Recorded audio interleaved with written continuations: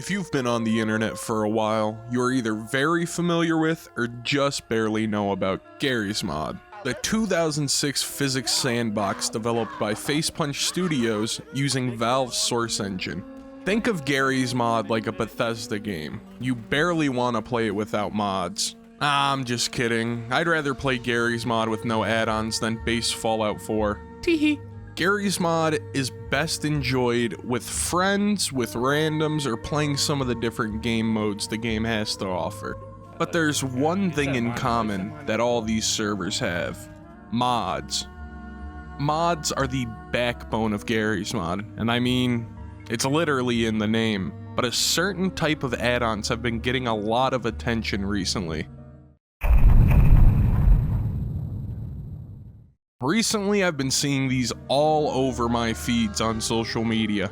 And the question is, why? Not why I'm seeing them all over social media, but why are they popular in the first place? Well, Nextbots make the simplest thing scary: a PNG file. And I'm not gonna hit you with the pseudo-intellectual shit about how the human mind is programmed to be scared of the uncanny way they slide on the floor or something. No, it's because they chase you. With almost pinpoint accuracy, they always know the shortest route to take to get to the nearest player. And Nextbots can be anything. Funny cat? You got it. Otherworldly creatures you would see in a nightmare? Oh. Of course. But what if they didn't only chase you? Meet Gargitron and Terminus.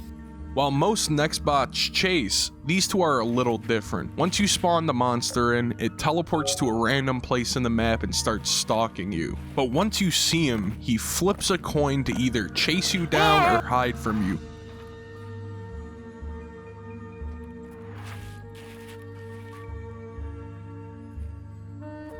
Starting the stalking phase all over again.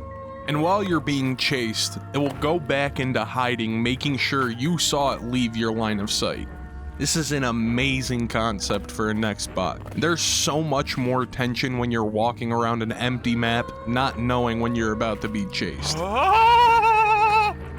Think of Terminus as a souped-up version of Gargitron. Once it reaches its hiding spot, it flips a coin to either start stalking you or set up an ambush, disabling its sound and waiting for players. When the chase starts, it either picks a normal chase or a toying chase where it purposefully slows down when it's near you, letting you get away.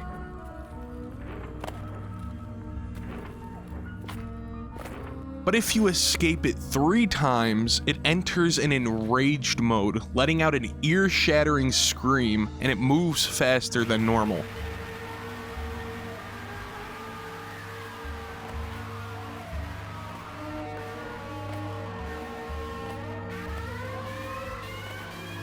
But if you escape this, it gets tired and leaves you alone. All these features make it such a different experience to run from these two as opposed to normal Nextbots. It's less of the chase and more of the anticipation of when it's gonna start, and when they'll go into hiding again. Big shout out to these two beautiful dudes for making these Nextbots. They are literally the best Nextbots around. But what if you don't have Garry's Mod? Is there any platforms with Nextbot mods, or maybe a game dedicated to Nextbots?